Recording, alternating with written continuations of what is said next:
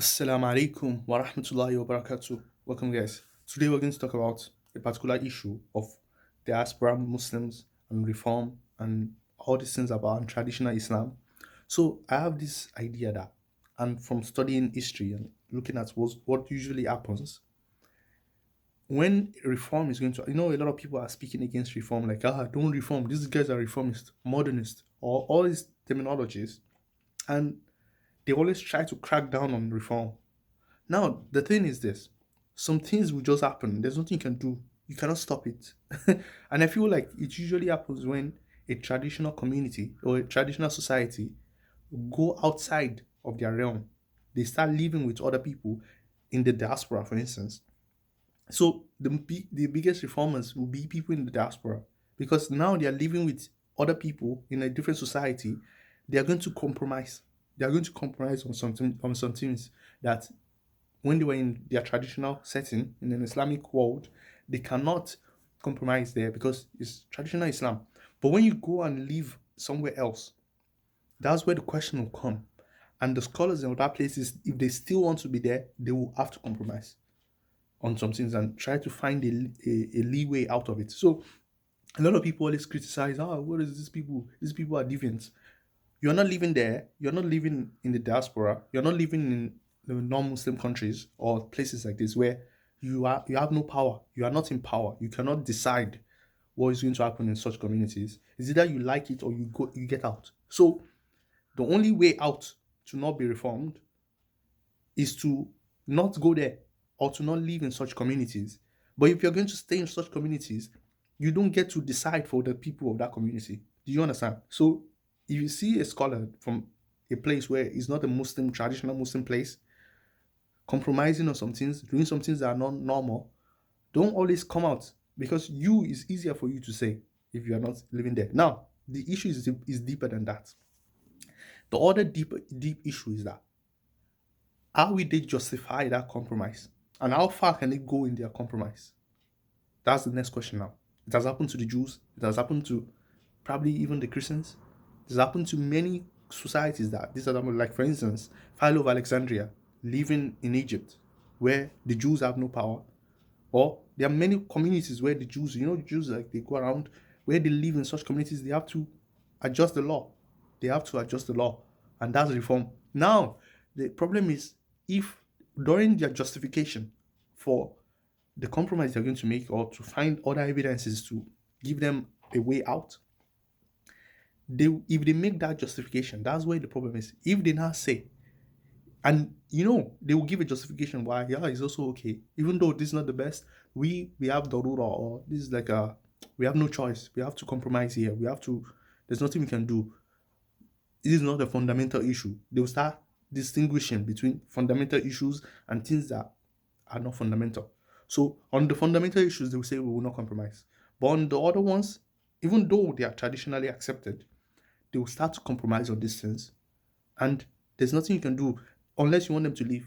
If you want to stay in that community, you have to do that compromise.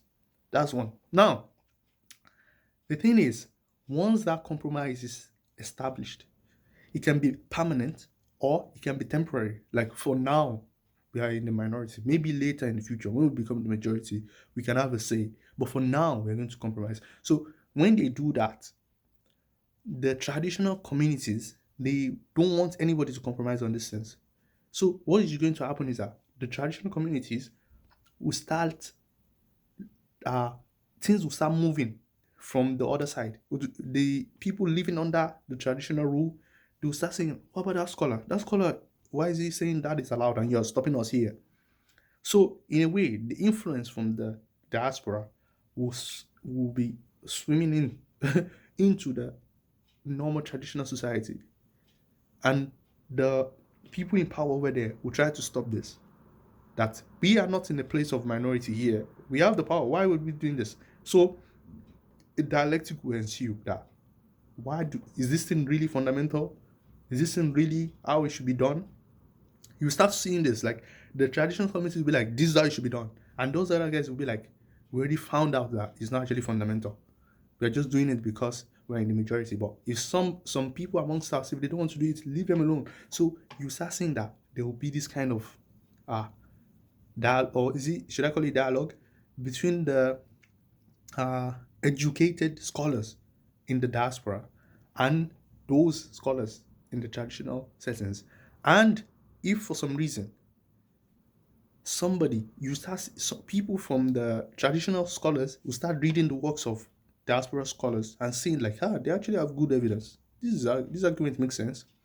And then they will start ah showing the people like, bro, we are just, why don't we change these things? We can change it. We, our own people have been having problem with some of these things too before. We were just being, because we have power, we were just enforcing it. Why don't we allow the people to be free in this aspect also? So you start you start seeing that the diasporan guys, they're already gone. They're already like, bro, we already found some foundational stuff that even this community that we're living in, they respect, that will not compromise on this one. These are foundational stuff. But the other stuff is okay if we compromise for temporarily. And some of them is not even like a big issue. It's just that, do you understand? So let's say for instance, let me try and find an example. Let's say let me see. Like working. Let's say there's a community where they say the man and the woman, they must work. That's the community. But in the traditional Islamic country, they are saying you can, use your choice. You can decide. The man can work and the woman stay at home and she doesn't need to work. But if you travel to a community where women, there's nobody in that community that is not working, you cannot stay in the house. You have to be educated. Your children must. It's not a question of can you homeschool, can you do homeschooling? What if you go to a community where your children, we must see them in school. If they don't come to school, you are not allowed to keep children here. What are you going to do? If you were back home, you are allowed to say, no, I don't want my children to go to school. I'll teach them myself, or things like that. Or my wife does not need to work. She can stay at home. That's my choice. If you go to a community where it is compulsory, this is not in the deen. So now you see that they have to compromise in that regard and be like, yeah, there's no big deal if women work. There's no big deal if our children go to school, as long as we teach them Islam and we try to, you try to find a leeway out of that. So this is actually a very interesting thing that usually happens. If you study, especially the Jews that I've seen this happen with, many of the reform that happened to the Jews was from the diaspora.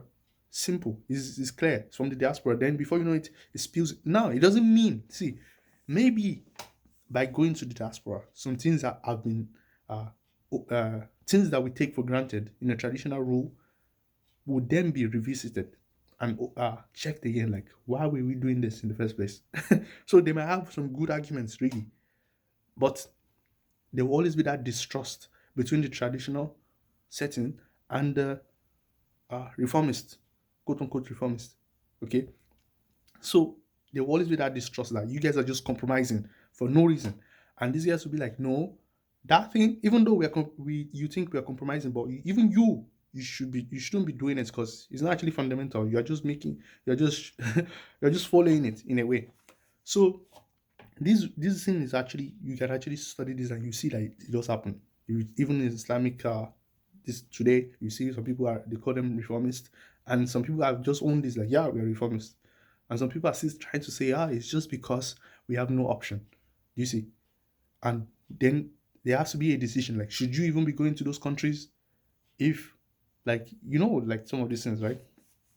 And if you go and quote some verses to them, like, hey, God says you cannot compromise, you'll be like, this case is different. Or they'll be like, not in this case. Do you see? I don't know if you guys have experienced this. Let me see if you have some views on this in the comment section. We can discuss some of them. And do you think reform is good? Or any type of reform is absolutely bad? Or, okay, lastly, guys, before I finish. Before I left Nigeria, when I was in Nigeria, I didn't know any other madhab. Just fact. I just knew the probably the Maliki. That's all I knew.